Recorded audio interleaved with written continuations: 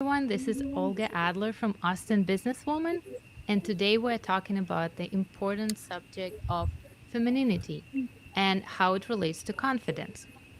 We're going to discuss questions like imposter syndrome, advancing your career being a woman, and stereotypes that people attach to femininity and being a woman that we should bust once and for all.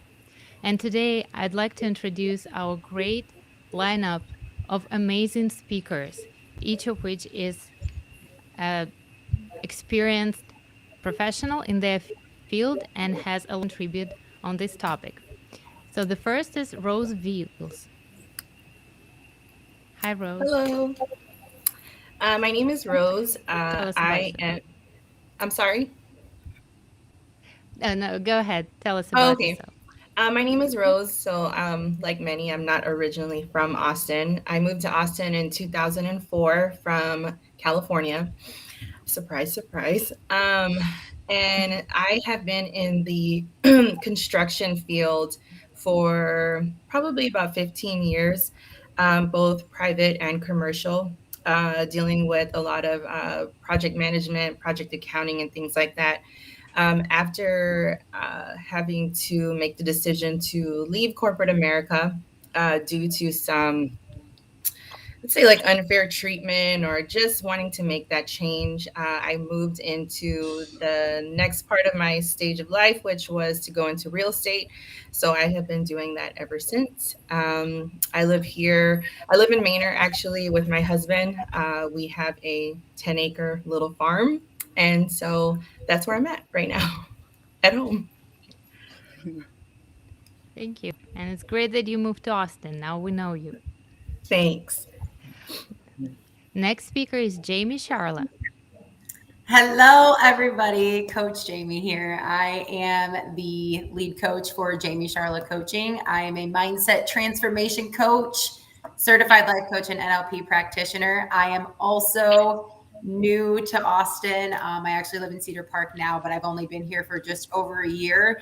And I have quite a diverse resume when it comes to personal and professional experiences. So I'm sure as we chat, some of that will come out. But yeah, that's me. Thank you, Jayme. Next is Kim Krupsky. Hi, I'm Kim. I am the lead photographer at Glow Honey. I do portraits, boudoir, weddings, all kinds of stuff. And before that, I worked in the beauty industry and I was a makeup artist. So I've spoken a lot with women about their confidence, and I feel like I have a lot to offer about the subject. So I'm excited to talk to everybody. Definitely. You've seen women from all sides. All angles. Our next speaker is Dr. Elle Blodgett. Good morning, Dr. Elle Blodgett. You can call me Elle. I have a private practice here in Austin area called Ignite Anew. I also have a pretty diverse path. I went to undergrad at Spelman, then decided to become a hairstylist for a few years, and then bounced back to like bartending and serving before going to grad school up at University of Denver, and have kind of gone through the gamut. Gone through intense relationships, but I also have found my passion in working with complex trauma. I also do sex therapy, so I work a lot with couples and individuals, and there's a lot when it comes to confidence in relationships. So I'm sure I'll jump in at some point. Oh, I'm sure. And our next speaker is Gabriella Espinosa. Hello everyone. I'm Gabriella and I'm the founder of Women's Body Wisdom. I'm also an embodiment and pleasure coach. And I am passionate about guiding women to connect with their bodies and empowering them to own their pleasure, power, and purpose in midlife. So I'm actually a native of Texas. I don't know if I'm the only one here. But I'm a UT graduate, so hook the horns to anyone. I graduated from UT about 25 years ago. And when I graduated, I traveled the world. I've lived in 3 or 4 different continents and made my way back to Austin just in August. So I'm new, coming back home, rediscovering this gorgeous place, and it just feels so wonderful. And I'm so grateful to connect with all of you. Yeah, we're grateful too. Thank you for joining us. Our next speaker is Lily Shepard. Hi, everyone. I'm Lily. I'm a sensual embodiment specialist. I've been in Austin for about 7 years now. And before that, I was a dancer. Well, I still am a dancer, choreographer. I worked as an exotic dancer for about 10 years in Las Vegas. I started here doing dance classes, dance fitness classes for women. And so confidence and femininity was a huge part of that. And through those classes, I started wanting to connect to women on a deeper level and kind of bring all those things up out and focus on kind of the inner transformation that's needed to be a confident woman. And so that's what I'm doing here now. Thank you for joining. And our last but not the least speaker is Natalia Odintsova. Hello, everyone. My name is Natalia. I'm 53. I'm living in Austin for about 4 years. And before that, I lived for a couple of years in Israel. And the rest of my life, I spent in Russia working in the investment banking sector, which all of you may imagine being very, masculine, very persuasive, very rigid, and very strict in the corporate terms. And my first education was in finance and mathematics, and I carry a couple of Master of Arts degrees in finance and even one called economics cybernetics, which can be a bit frightening for many. But after 25 years plus in corporate career, I just realized that I'm burned out. I'm tired of the stereotypes that always after women in the corporate world, and especially in such a rigid and man's rule world as investment banking. And here in Austin, me and my husband are doing some uh, private consulting in real estate, but my true love is fashion. And this is something I have always loved. And now I am uh, making my career in this totally new field, which is definitely about femininity, self expression, and self acceptance. And I think this is something which is really key for many women and generally for all people.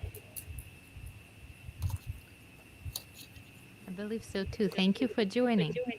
And now let's start with a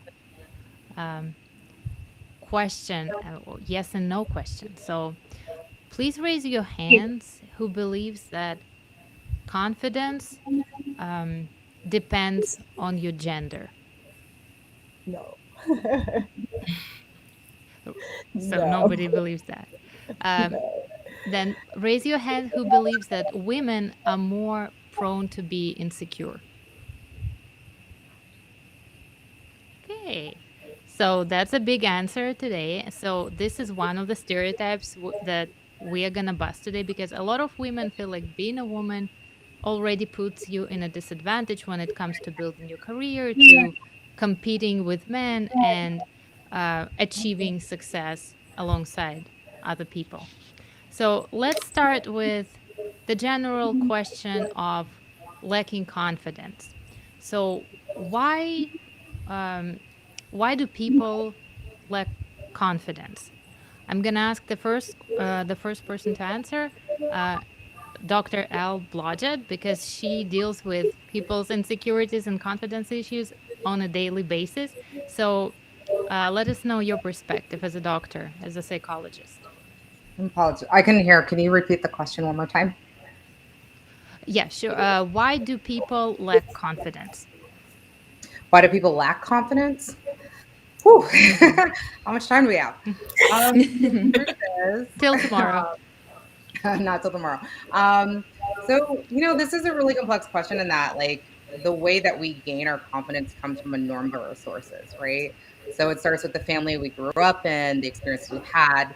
But to probably put this in the most like simple terms is that when we're growing up, if we have a feeling of safety, we have a feeling of acceptance, we are able to start coming into our own, right? We build our autonomy, our sense of self, and really start to like kind of get our legs underneath us and feel like, okay, like who I am is good in the world and I can be creative, I can be daring, I can take risks. And that's where I think a lot of us start building our sense of confidence. I call it our sense of self. Um, where when the world is scary, right? So if we have a family that has a lot of trauma going on or a lot of conflict, or when we try out new things and we're ridiculed or there's a lot of criticism, we start to doubt who we are, right? Or if we the world itself isn't safe, we don't trust. And if we don't trust, then we don't get to develop the sense of self. We don't get to like really find our grounding in the world we live in and in our relationships and in our environment. And, confidence it's multi-layered. It's not just in one domain, it's everywhere. And so without those, it starts to falter. And it falters in one place that then continues to trickle down to others. And yes, I have a guest.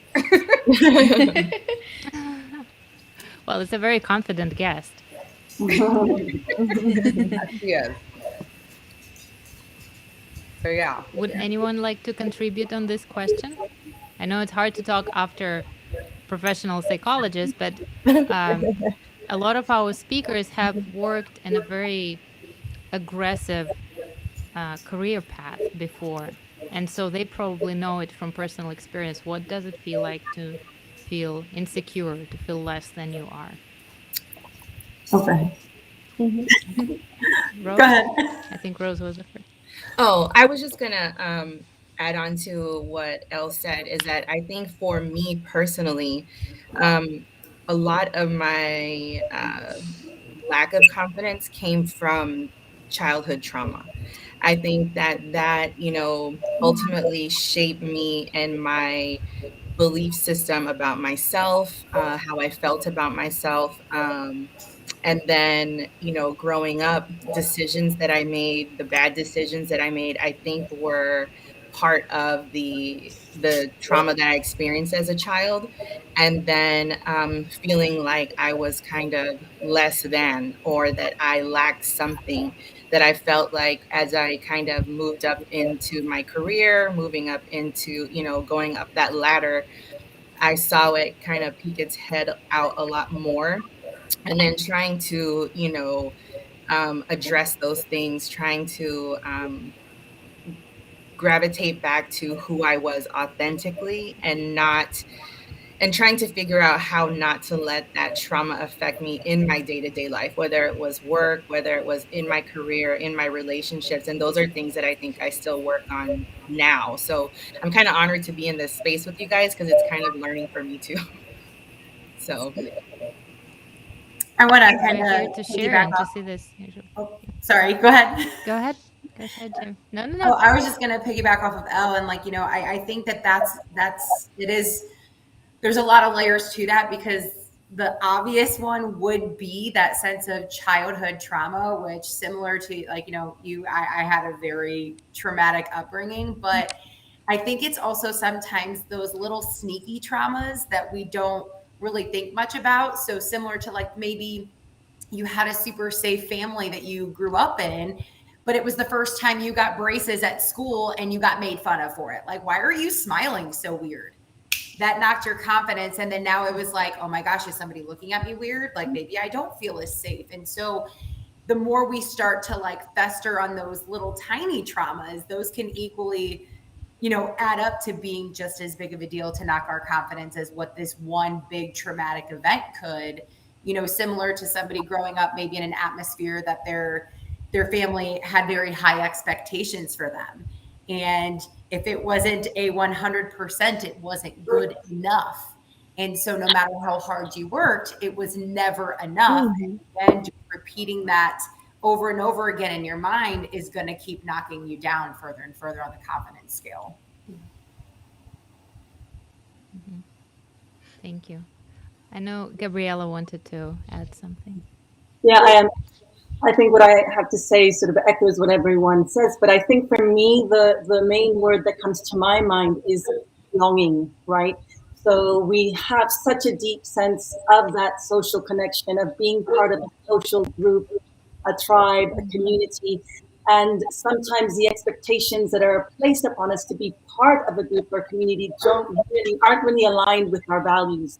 But that sense of belonging is so deep and so human experience, right? To have that sense of belonging. And in my personal experience, having um, traveled all over the world and lived in different countries, there was always that sense of needing to belong, and sometimes shifting who I really was. I most recently lived in the UK, and I was told police for speaking too loudly, being the loud American, and so that sort of dimmed my voice, dimmed my presence. So happy to be back in Texas, where we're loud and proud.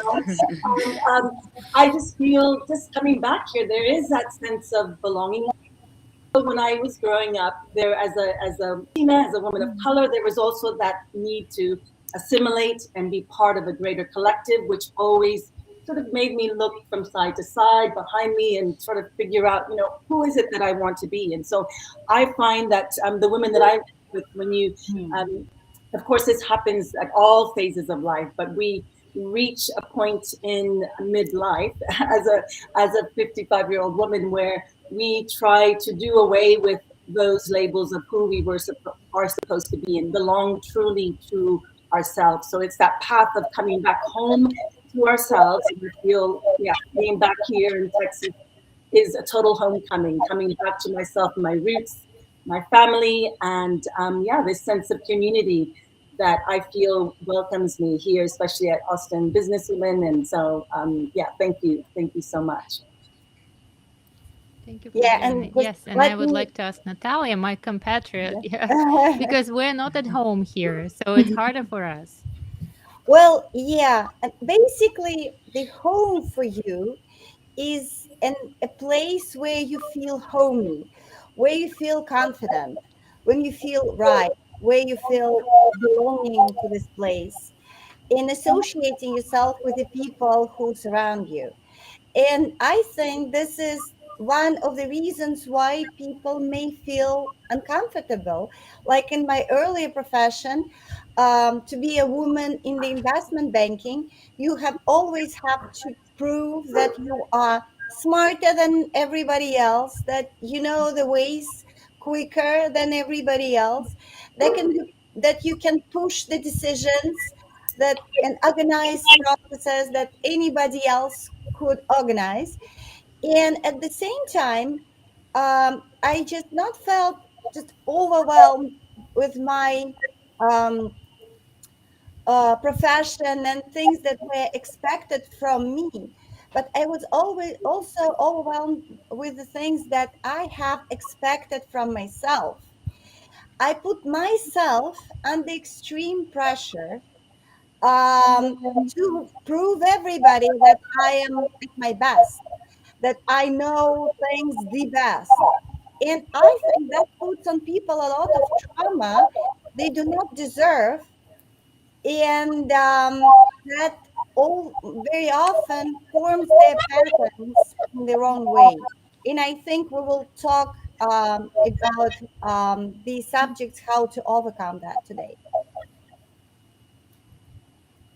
Yeah, we definitely will. Dr. Blodgett is going to join us in a minute. She had some connection issues. In the meantime, I wanted to ask Kim, since she has worked in the beauty industry and photography and very particular type of photography, boudoir, for example, where women show everything they can and everything we don't dare to show the world.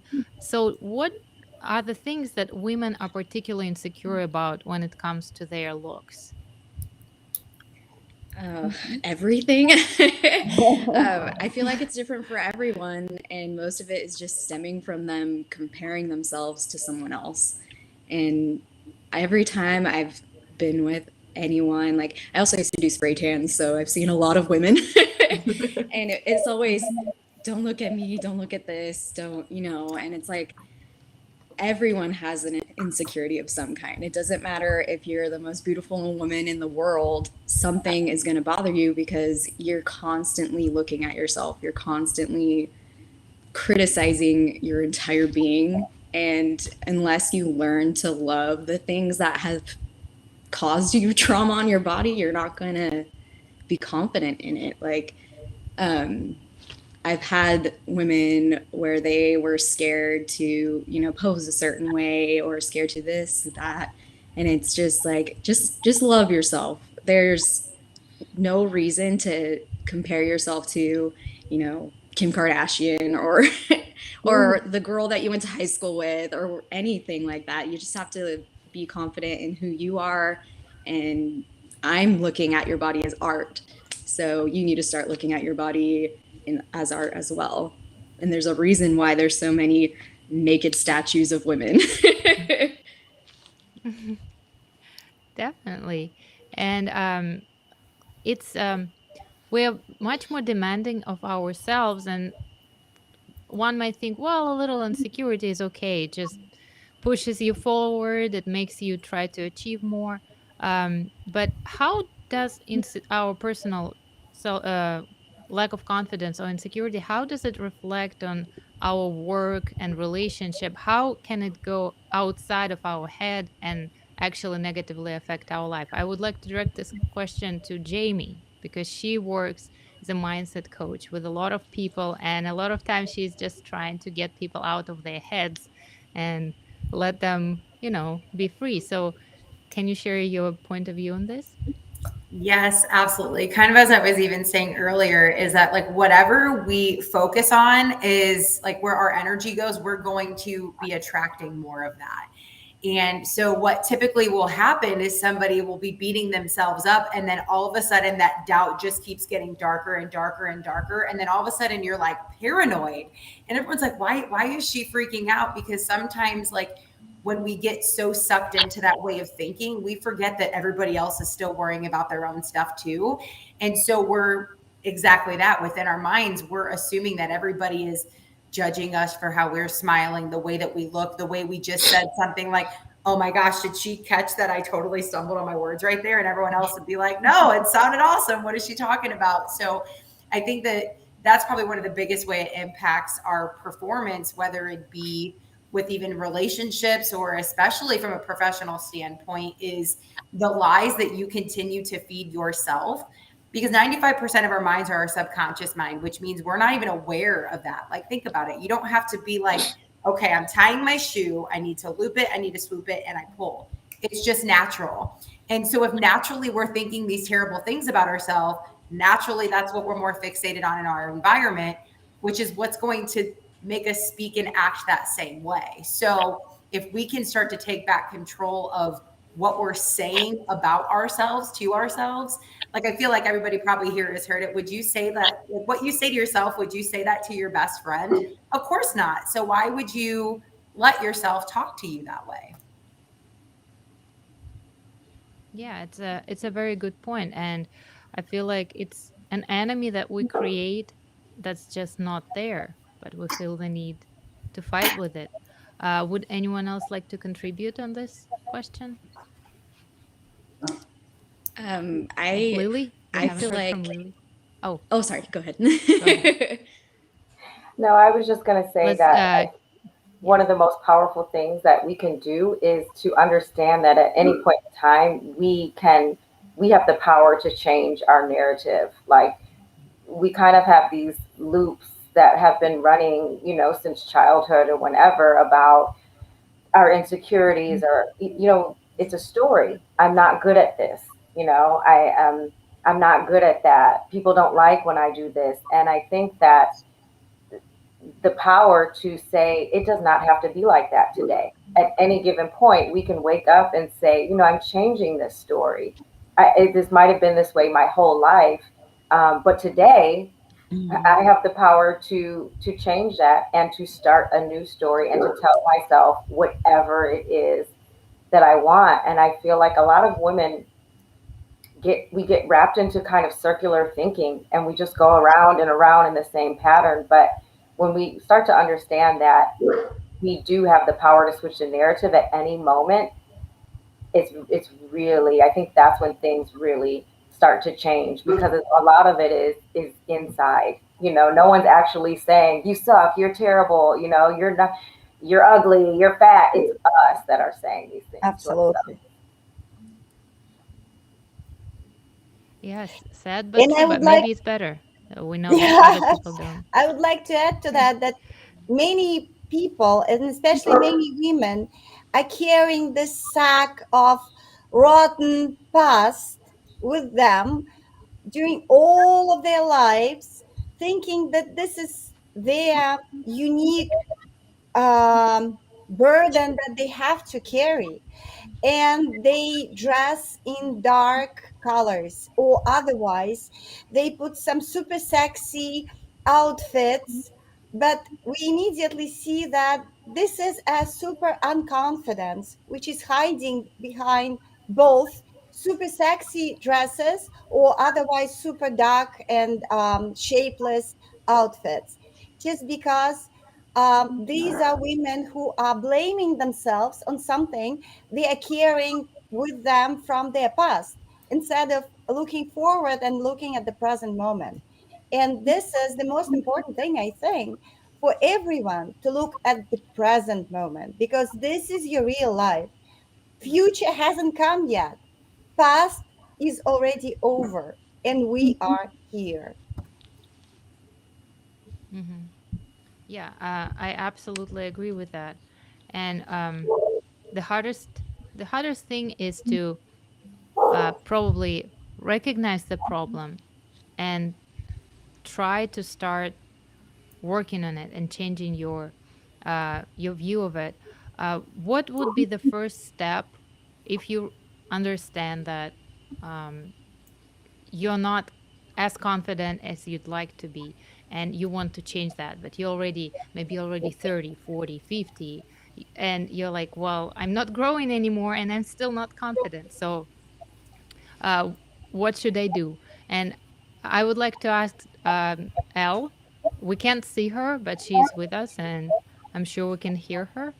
Can you? Um, yes, we can hear you. Yes, Awesome. could Sorry you? about that. World of COVID, It's right? okay. So, kid Yeah. tests positive, you stay home, and then you realize my cord is there. My cord is on my office. So I'm on a backup Life, computer. life Hopefully, I'll figure happens. out this video pretty soon. But to answer your question, um, the idea that it's over at 30, 40, 50 is like you're barely in the second act, right? If you think about a three act, like you're barely starting your second act, so you're nowhere near over. So that's, I guess, where I would start, is that like this is just a transition. And if you really think about it, is life is accumulation of transitions that we have, right? We go from being toddlers and, barely learning how to walk to like playing sports and dancing and, driving, and then going to school or building careers, and then building families and relationships. And so I think this idea that like once you get to this place, you just stop is the first part that you have to sort of like deconstruct, right? And then after that, it's really looking at what got in the way, right? What started putting in your head that this could be like the end, this is it, I haven't made it. And a lot of times that comes by fear, and then that we also get really comfortable, right? We get into what we think is like, okay, this is how I'm supposed to expect life, this is how I've learned to survive life. That's one of the big things that I start with my clients, is like, you don't have to just survive. This idea that like, just settling is good enough is, I don't buy it, like I want to thrive. I want to wake up and feel just completely full of fire and passion and energy. And so starting to figure out like, where did I start thinking like I couldn't want more or I shouldn't want more? And I think if you start the conversation back there, and you start deconstructing that fear, you deconstruct shame, right? Guilt, the ways that we've been hurt, the ways that we've been betrayed, the ways that we have put in effort and kind of gotten beaten down. we can start back there and really heal that part, then you start being able to reimagine. If you think about being a kid, it's like what I think most people love when they were watching kids is they're just like they just their eyes are so big and they have so much creativity, right? There's so much innovation, there's so much just imagination to be like what could be. And I think somewhere along the line that gets off track for a lot of adults. It's what is and what was. And you stop thinking about what could be. And so I think that's a huge place to like first like go when you're thinking about rebuilding confidence. I agree. We can't start building unless we um, make sure our foundation is strong. So we want to make sure it's not messy and make it organized before we move forward. I wanted to ask Gabriella about the concept of age when it comes to self doubt and confidence. You work with a lot of women of different ages. Do you think it's somehow related, age and confidence, or do you see these problems arise at any age? Well, I definitely see that, as I mentioned earlier, women arrive in midlife and they've been um, sort of living up to the expectations and labels of, being the perfect mother, the, the perfect wife, the perfect business person, right? All these expectations, which has suppressed, right, our values or who we truly are. And then we arrive to midlife and we ask, who am I? Who am I as a sensual being? Who am I as a sexual being?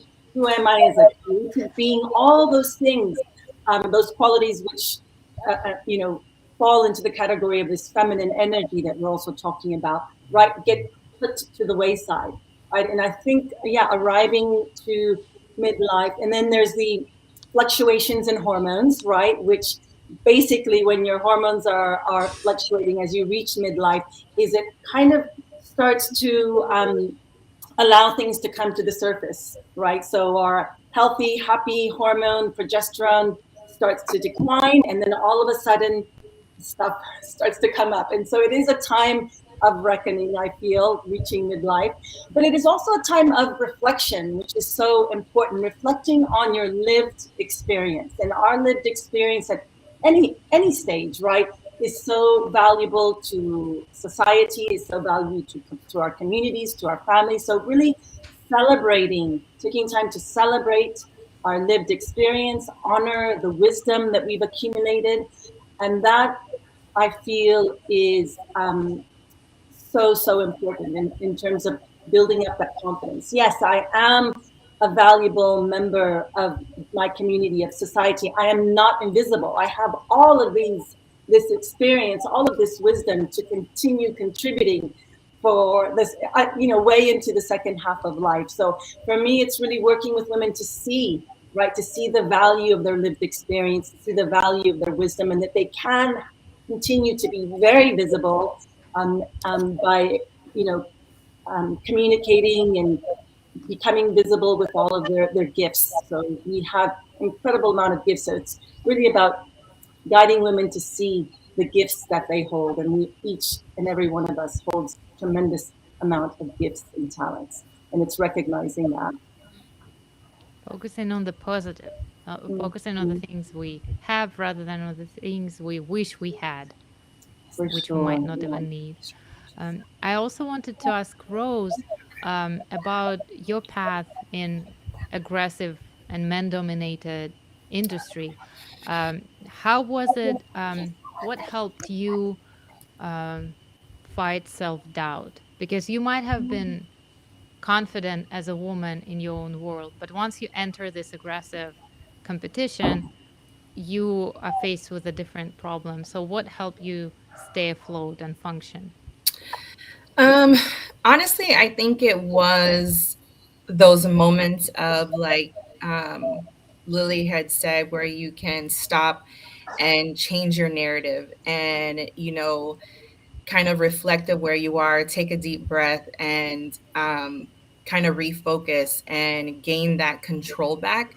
I think for, women, especially in the workplace, we're so conditioned to just kind of suck it up and deal with it, right? Because we need, we're told we need this job, we have to support our families.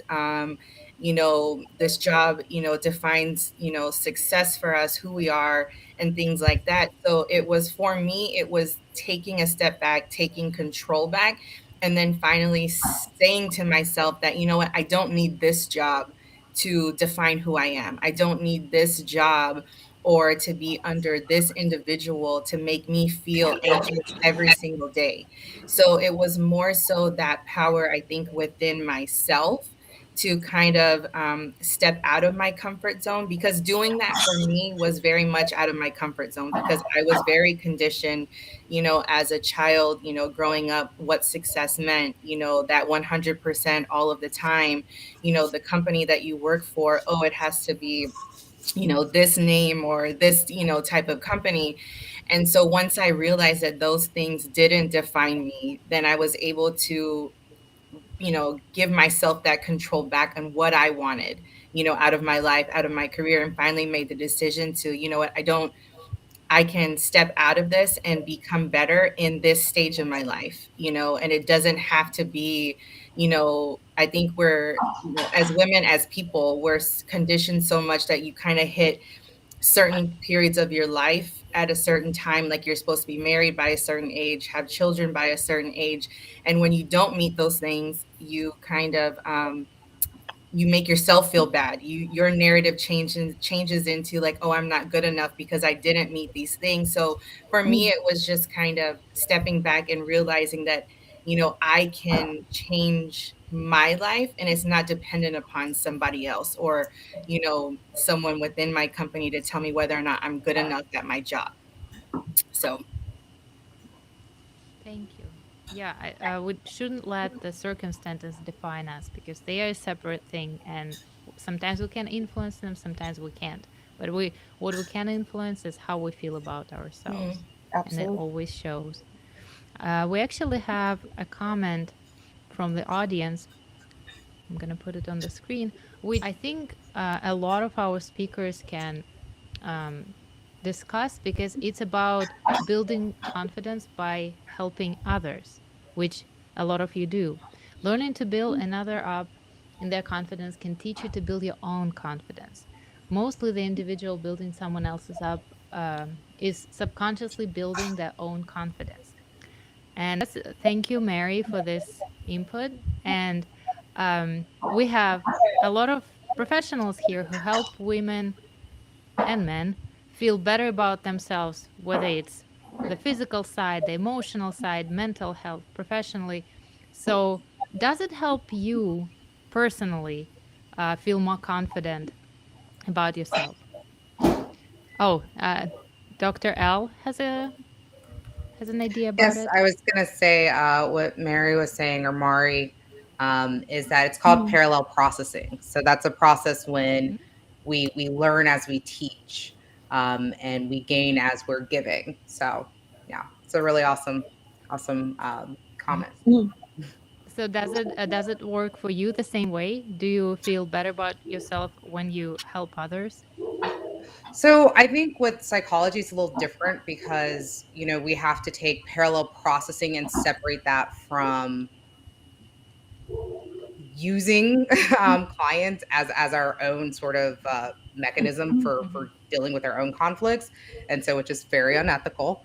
But parallel processing is this place where, yeah, that sometimes as you're going through something, you gain this new insight that you didn't have before, right? So as you're working with someone or as you're helping with someone build confidence, is that you look at the puzzle from a different angle, right? So the angle you're sitting at, maybe you can't find that piece. But if you go around the table, all of a sudden it seems really, really clear. And so that I think is what happens with parallel processing is it takes us out of being so stuck and so lost in our own sort of like muck. And when we start helping someone else, and sometimes those pieces just shift and we can see like, oh, that's what I was missing. That's the piece. That's where it goes. If I had just turned it, it would have fit perfectly. That's a great idea that sometimes we're like, well, first I need to help myself before I can help others. But sometimes if you try hard to help someone else, you kind of feel your own, you know, your own soul. And I wanted to ask Lily because she is the person who can make any woman feel amazing about her body, about her sensuality. How does it work in the other direction for you when you work with women? What's your takeaway? Well, I think I totally, the parallel processing is, yeah, all of the time. I feel like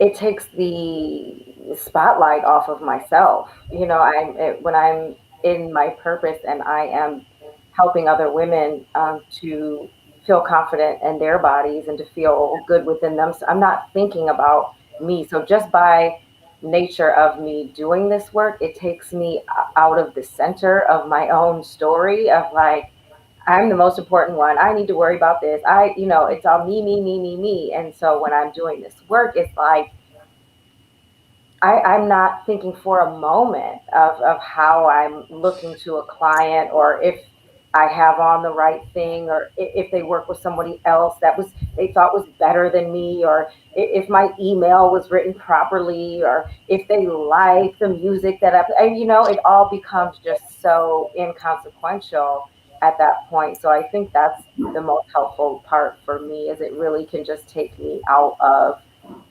my own shit, for lack of a better word.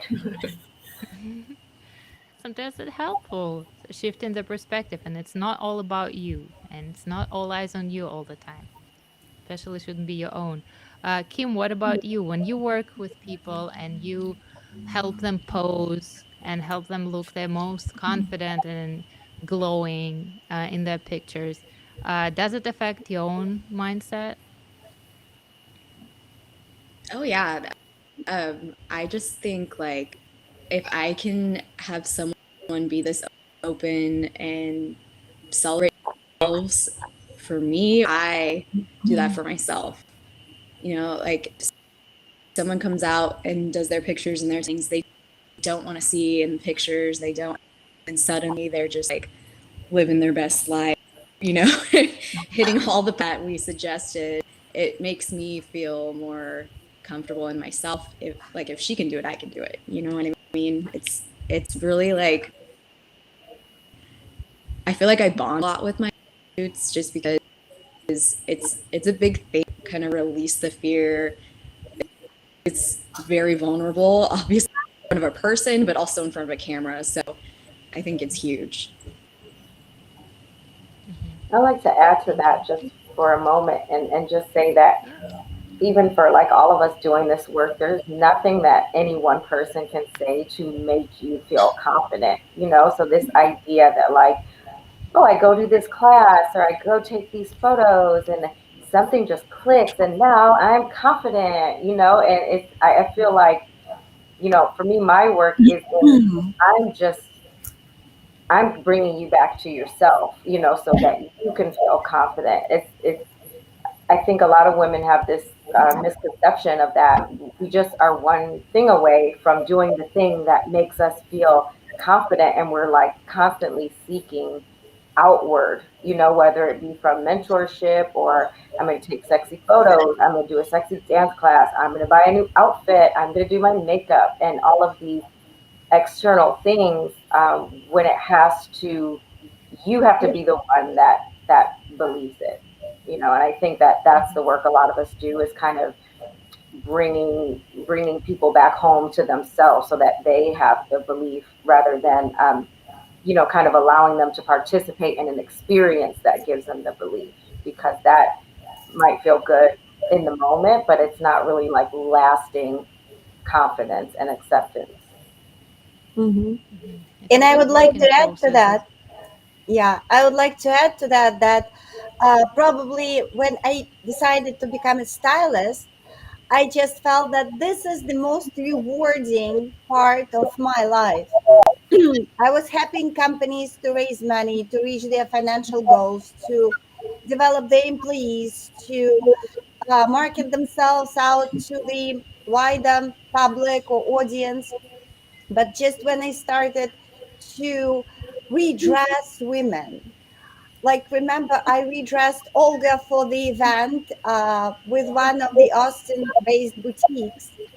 When I see a smile on the person's face, when I see that these colors that I found for this particular person or these styles suit this person so that she can glow, she can shine, and she looks at her reflection in the mirror and she sees her glowing. That's the most rewarding part of my job. When I look at my clients, I'm just saying, "Oh, you are gorgeous, you are stunning." And this person looks at herself or himself at the mirror saying, "Oh, wow, this is me, this is you, me." And this is an incredible feeling. I wish everybody feels every morning when she or he puts on any dress from his or her closet, feeling that enlightens you, that makes you feeling at your best.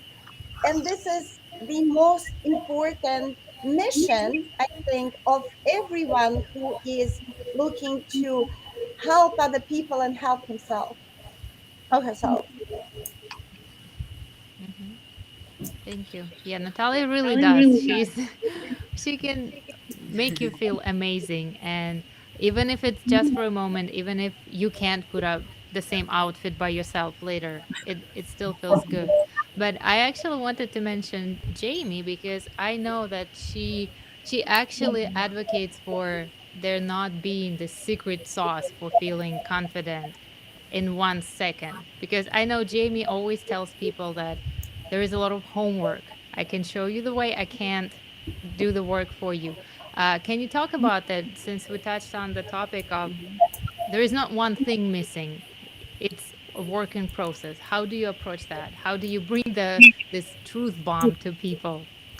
Yeah, I think just even with the common theme of different things we've talked about, a lot of expectations we place on things. So whether it's by 30 you're supposed to be married with kids, by 50 life is all figured out and you're, doing all these things, we put these false expectations or these unrealistic expectations. So it's like we create this sense of self-sabotage. And I'm a big fitness fanatic. And so just similar to a muscle in the gym, it's not like, oh, hey, I did 10 push-ups today and I don't ever have to do a push-up again because I'm strong enough to do 10 push-ups today. Like the mind is a muscle you have to keep training and practicing every single day. And I don't believe even like from like traumas, like past traumas and things like that, we fully ever heal from, because they are still used to protect us to an extent. And a couple of phrases, just as you guys were sharing all this amazing information. So thank you, ladies, for being awesome.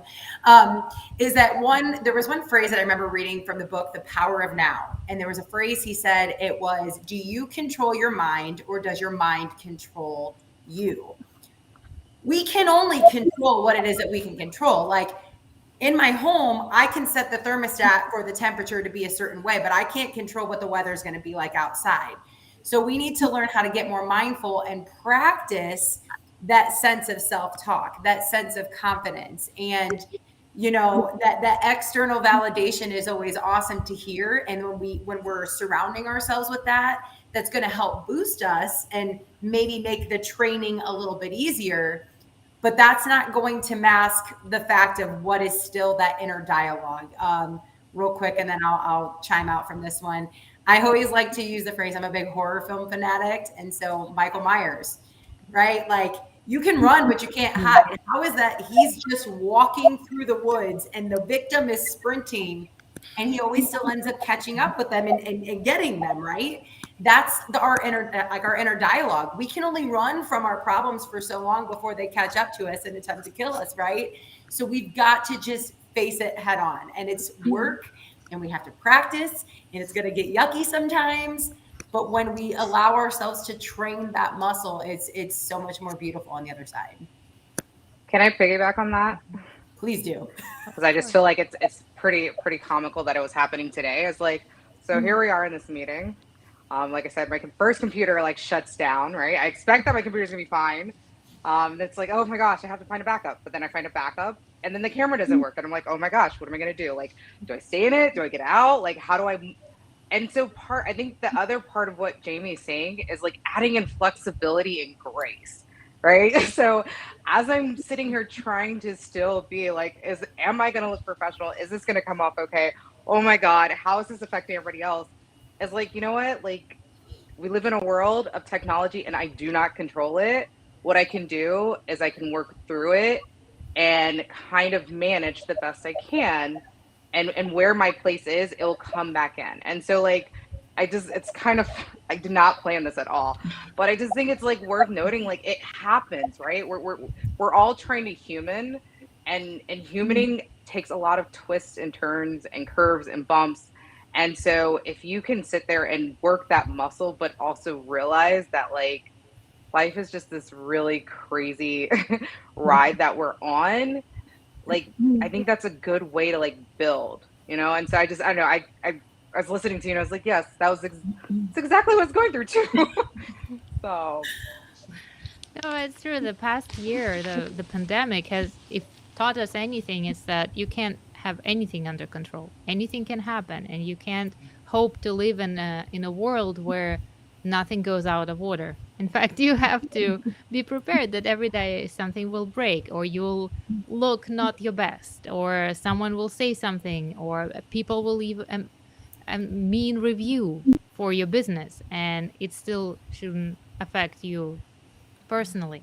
And the other side of our main topic is femininity. And a lot of people live with this concept of what it is. What does it mean to be a woman? How does it affect me? How does it? And it's a complex subject. We don't have time to discuss it. But I would like each of you to contribute one misconception, one stereotype about femininity and being a woman that people should just erase and not go back to it anymore. Who would like to start? Ooh. Really? Please. Yeah, I think the biggest misconception is that the feminine is not powerful, and that we're always in this place of seeking more power. We're not respected. We're not equal. We're always in a place of seeking, and we're not realizing that we already have the power. The feminine is revered, is powerful, is intuitive, and I think operating from that place, rather than constantly feeling disadvantaged, because I mean that is real life, and there are disadvantages. But I think if we're already locked into that thinking of just like, okay, I'm a woman, I'm already at a disadvantage, people already expect me to do this, and we don't kind of align ourselves with the power and femininity, then we're doing ourselves a disservice. I completely agree. Feminine is powerful. Who'd like to add? Kim? I'd like to add on that. I actually just watched this comedian. It was a male comedian, and he was talking about how ridiculous it was that we as like animals think that just because the female of our species is female is less powerful. He's like, have you ever heard anyone get bit by a shark and they're like, oh, it wasn't that bad because it was a girl shark? Like, it's ridiculous that there's this like thing around female humans for some reason that we're not as powerful because we're females, but in every other species of animal, they're just as powerful, if not more. I mean, like lions, they're ran by the women of their pack, and it's just, I think it's something that has been built for us that we need to break down just so we can realize it's not real. It's something that is just there to make us think that we're not as powerful, but really we might be more powerful than everyone thinks.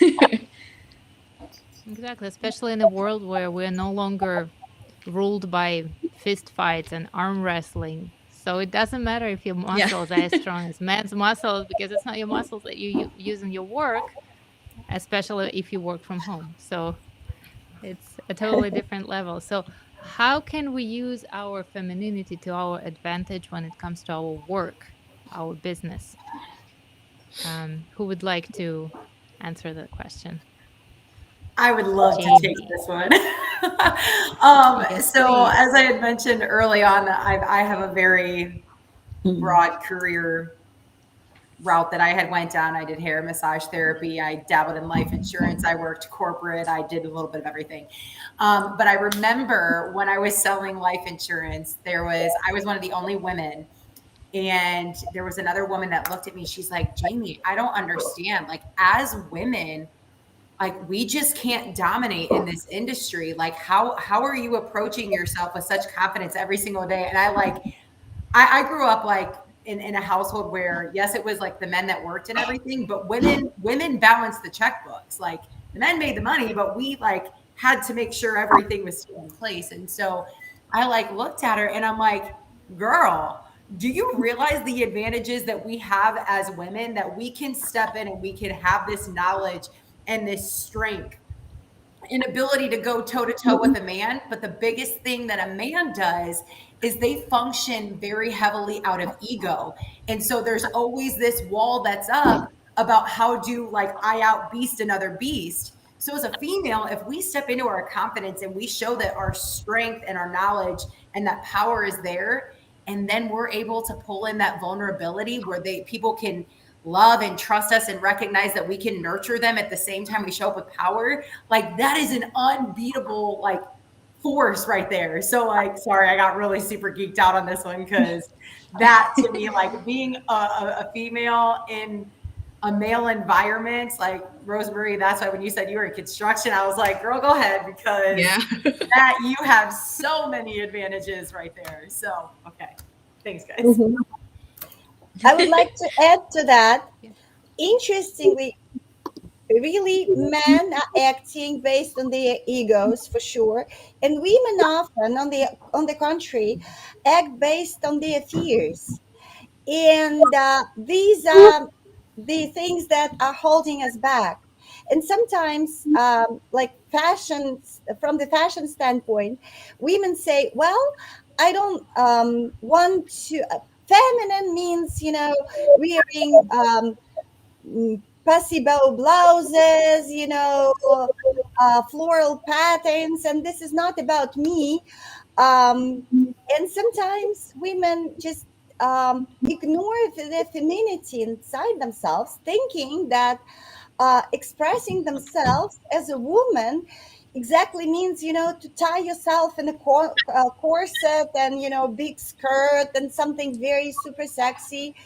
Or, on the contrary, they hide behind the huge oversized hoodies and leggings and sportwear, thinking that since femininity is not for me, I'm a power woman, I'm a strong one, I have to dress accordingly. These are all misconceptions.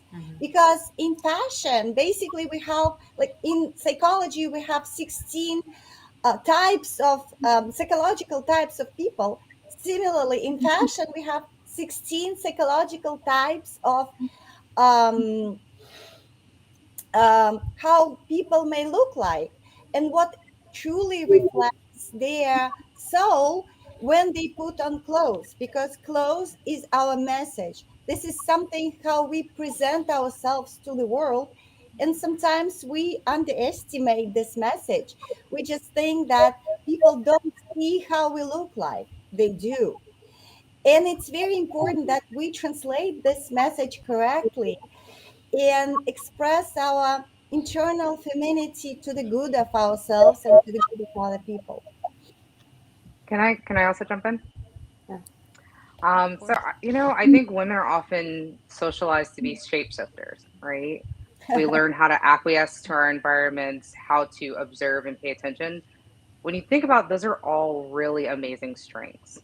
I think that gives you a pretty good hand when it comes to going into whatever career it is you go in. To be able to read a room, to be able to be in tune with your emotions, to have a wide range, and to know how to use that, to manipulate that, to shift, like to learn how to use your voice when necessary and to use action in other areas, to know how to negotiate and collaborate and compromise. Like, I think part of it also is just the messaging of what is strength and what is weakness, right? So I think when we're thinking about femininity and masculinity, there's this other part of, well, masculinity is strong and femininity is weak, right? I think that's a little bit of what I hear from each of these answers. But the truth is that they're all able to be strengths and they're all able to be weaknesses. The question is context. When am I placing what, where, and how? So if I know when to place my voice and how to place my voice and to place it in a very direct manner, I'm being assertive. Now, if I place that in the wrong environment, now I can be aggressive. If I don't use my voice at all, I could be passive, right? So really being able to have that flexibility and to realize shape shifting is an amazing strength that I think is given to women, because that's automatically what a lot of women are taught is like, in this place this is your role, or that place that's your role, or that's not your role. Is you build up these tools that really allow you to really contextualize every experience you have and make yourself a boss, like whether you're using your voice or you're staying completely still. I completely agree. And yes, please, Gabriella. Yeah, just following up on that, I think that is the gift of, whereas men, we've been talking about, have the ego, the gift that women have is the gift of intuition, and it's being able to use that intuition to know when to shape shift in the ways that Elle has mentioned. And because we are conditioned to be logical, to be productive, to do, right? We can disconnect from that intuition, and it's really about finding ways, creative ways, embodied ways of tuning into that intuition and really trusting that intuition. And there's so much power, right, when we're able to connect with that intuition. I think that is incredible strength that we hold as women. Absolutely. And what I see a lot at our networking events, Austin Businesswoman networking events, where the majority of attendees are women, compared to events where we have a lot of men come to these events to talk about themselves and their business. So they just come and talk, they tell you a lot, they like channel their elevator pitch at you. While women, they might say something about their business, but they come to listen. They come to understand other people. They come to understand their needs and how they can help people fulfill their needs in a professional way or any social way, any kind of way. So it clearly shows how women approach, as Elle mentioned, reading the room, being empathetic, or Gabriella said, having intuition. Like, you don't just put a program in your head and you go and you execute. You always look at the situation. You always adapt. You always try to be the best you in this particular moment. And that's a great strength. And to sum up and to, unfortunately, we've been talking for more than an hour now. Could please every panelist give one piece of advice for people who want to work on their confidence, especially women who lack confidence? Who would like to start? Then I'll nominate Kim to start. One piece of advice to start feeling confident or work towards confidence today. Start doing stuff that makes you uncomfortable, because the only way you can build is if you put yourself in a situation where you have to try to be confident. Like today, I'm uncomfortable with public speaking, But I was like, you know what? I'm Don't gonna look do it it. because I need to get better at this. Same. Oh, well, thanks. So, just like volunteer for situations where you're trying your best to be what you want to be, and then just do it. Don't hold back, just do it. Step out of your comfort zone. Rose? I think one of the biggest things for me is to kind of get out of your own way. I think that we put barriers in front of ourselves and not necessarily know it. I think we put limitations on ourselves. So I think the biggest thing would probably be, don't feel like you need to limit yourself to a box. You can step outside of that box. So yeah, that's my advice. Thank you. Jayme? So this is actually an exercise I have a lot of my clients do when uncovering limiting beliefs, is if there is this lie or this negative thing that you tell yourself, I challenge you to write that statement down. And then what I want you to do is I want you to call BS on that. Like even write bullcrap across the phrase if you have to. And I want you to, when you see that phrase on paper, actually prove all of the times that statement has been false.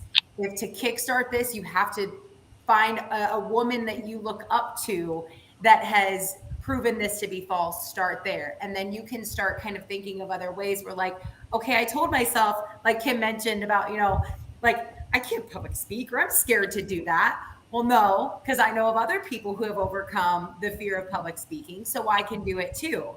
There was a time I thought that I couldn't step up and share my opinion about something, and I did, and the outcome was positive. So I really actually can do this. This lie isn't true. So call BS on your limiting beliefs. That's a great one. Thank you. Gabriella? Yeah, I think the power to look inwards, right, can be so helpful, right? So I'm really tuning into what's going on, to connect with what's going on within you, your emotions, your thoughts, your feelings, and there are a number of ways that you can do this. Right, we've talked about that. You have lots of people here who are coaches or therapists. That's a good outlet to explore that. Journaling. Movement is a very powerful way to explore your internal emotional landscape. But I think that is the work or the play sometimes, and it's such essential work to really do that. Emotional exploration is key, and that's where our power as women lies. Thank you. Lily? Yeah, I agree. I would have to say the movement piece for me would be the way because um, otherwise it's just a knowing. It's just in your mind. I think that we usually talk about vision, right? When we're wanting to be more confident and comfortable, a different vision of ourselves. We make vision boards and we close our eyes and envision ourselves in these places. But I think also to actually take that into your body and and feel what that feels like in your body as well, not to just see it, but maybe to think back to a time where you felt really confident or you felt victorious or you felt really powerful, and to be able to access what that felt like in your body and then move forward and try to recreate that, like making that part of your morning routine so that not only do you understand and you see the vision, but you're actually kind of moving in the spirit of that vision that you see in your mind. Thank you. This is really precious. Yeah. And the Okay. advice I would have for everyone is probably to keep your eyes open, keep your soul open to everything, good or bad or whatever that happens to you in your life, because that is always your experience that you can take control of and take care of. And if something is too overwhelming for you, you may just seek a professional help. But there are rare things in this world that are unmanageable. And most of the things that really happen to us in our lives are for good. And we just have to remember that. Thank you. And the last one is for Elle. Yes. Can I give homework? I just have to at the end of a session. No, this is, I guess, a challenge. But the advice I'd give is to go into your bathroom or wherever you have a full length mirror and get naked and look and see, where do you avert your eyes? What's hard to look at? And then notice what's easy to look at and linger and tell yourself what you love about those parts of you, whether it's your eyes, your arms, your breasts, your stomach, and see if you can eventually get yourself to a place, right? Because you may only be able to do this for 10 seconds, but see if you can do it longer. And then see if you can start drawing your eyes to the places that you used to avert. Because the truth is like, until we learn to love ourselves, confidence is really, really difficult. And so if you can look at yourself completely exposed and say, you know what? I love me. I love the pieces I don't love, and I love the pieces I do love. And I could look and I could linger where I want, and I could give myself grace where I don't. I think that's where you can really build your own sense of confidence of just starting with you and your completely natural, authentic, vulnerable form. So that would be my advice. Thank you. I'll definitely do it. And thank you to our amazing audience. Thank you, Marie, for contributing and for commenting. We're glad that we made someone feel better today, and we hope that you're off to a confident year, a different era in your life. Thank you for all our speakers, and see you all soon. Bye. Thank you. Bye. Bye. Bye.